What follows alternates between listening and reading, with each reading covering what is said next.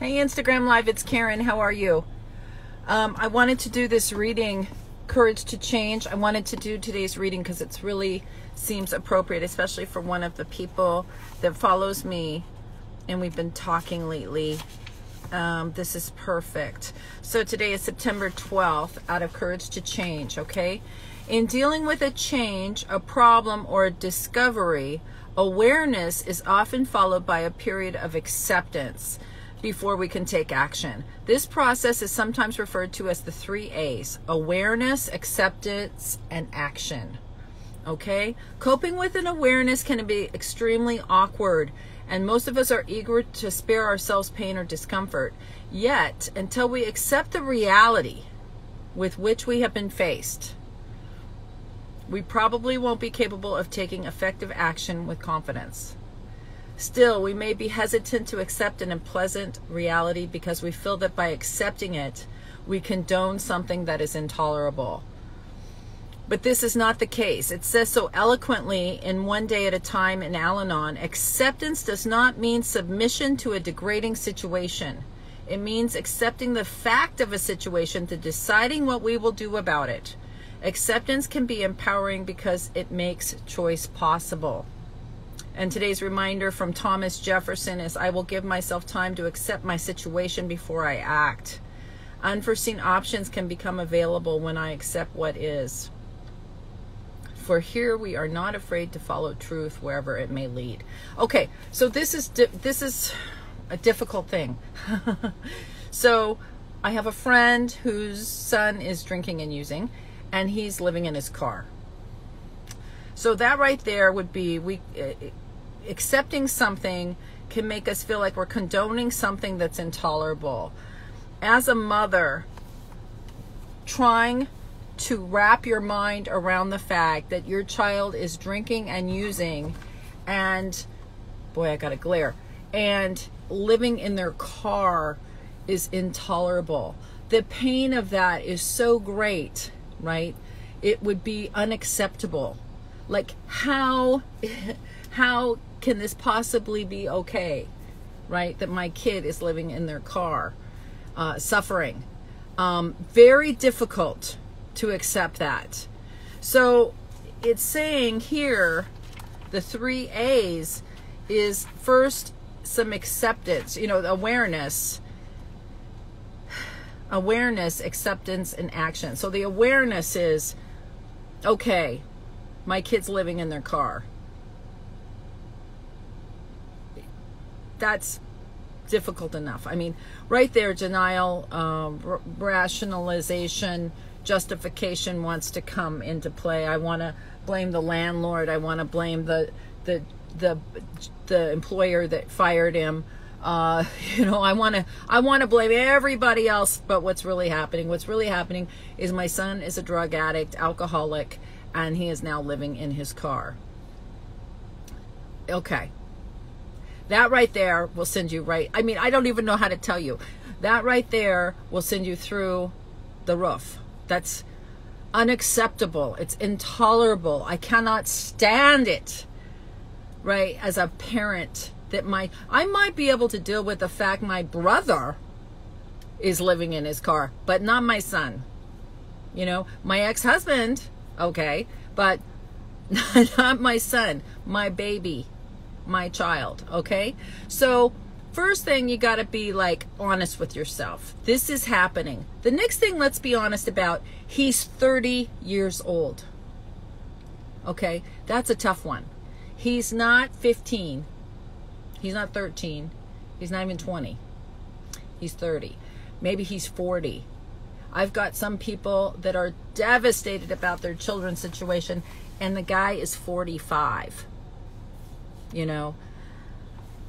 I get it. It's really hard when it's your children, but there's some acceptance here. This is the situation at hand, regardless of how he or she got in her car. I'll give you another example. I have a young girl who came to my treatment center years ago.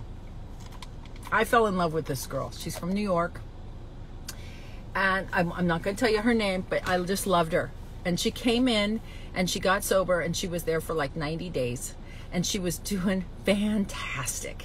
And then she broke the rules, and she got on Facebook, and old boyfriend got a hold of her, and someone out here in California, and said, I'll be by, I'll come by and pick you up in 15 minutes. And she hopped the wall, and she was gone, and that was it.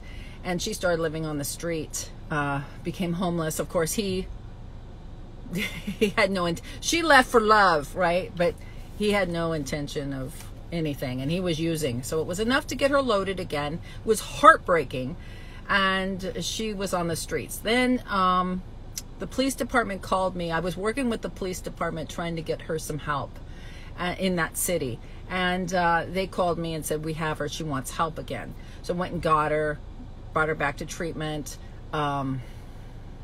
She couldn't stay. Something happens with the homelessness thing where something switches in your mind, and you'd rather be homeless with your people than adjusting to real life. So through the whole nightmare of this, I met her mother, right? Not personally, but she was in New York, and we were on the phone, and we were talking, and so I have become friends with her mother. Now, if you can imagine the hardest thing in the world to endure, this woman has had to endure. She has a couple other kids. She had to focus on them. Her daughter is still out here living in the streets in California. And it's been years now. She had to come to some acceptance that this is it. Maybe her daughter is happy this way. Her daughter does not want help. Her daughter wants to live in that community with those people, and is very sick. And her mother has been going to Al-Anon to survive this. How do you survive this? It's survivable. I know that because of my friend, and I've watched what she's done with her daughter, and I'm telling you, she's done better with it than I have, and it's not my daughter. You know, it's heartbreaking, but I've accepted it. I've accepted, first thing, that I don't know what people should be doing. I don't know. This girl might be happy as hell. This might be her plan, her life thing, her life. This is it, right? It's not up to me to decide. She has a higher power, and whether she finds sobriety again or not, or makes it off the street, is not up to me, right? I've had to accept that. So that's the second. Awareness, acceptance, and action. So what can I do?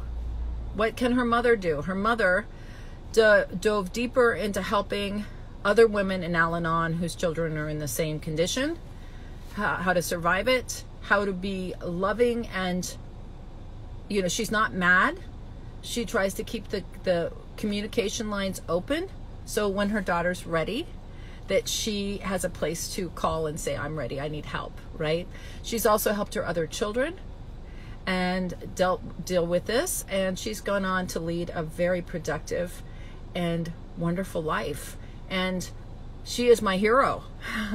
I'll tell you, I'm telling you this story not because I've overcome anything. It's because there's women out there. There's parents, fathers, husbands, all sorts of people that have overcome all sorts of situations with Al-Anon, with this book, with these ideas. Awareness, acceptance, and then action. And the action doesn't mean you're taking action for the other person. It means you're taking some action in recovery, which is, I'm going to take care of myself. This is an impossible situation. It's intolerable. I love the way they write that in here. I could just cry when they write that. We may hesitate to accept an unpleasant reality because we feel that by accepting, we condone something that is intolerable. But this is not the case, right? Acceptance does not mean submission to a degrading situation. It means accepting the fact of a situation, then deciding what we'll do about it. We're not victims. I love this reading today. This is full of hope. It's full of direction. It's full of love and tolerance. You might be facing an intolerable situation, but you can accept it and take action. And I suggest Al-Anon and Nar-Anon. They are it's the lifeline.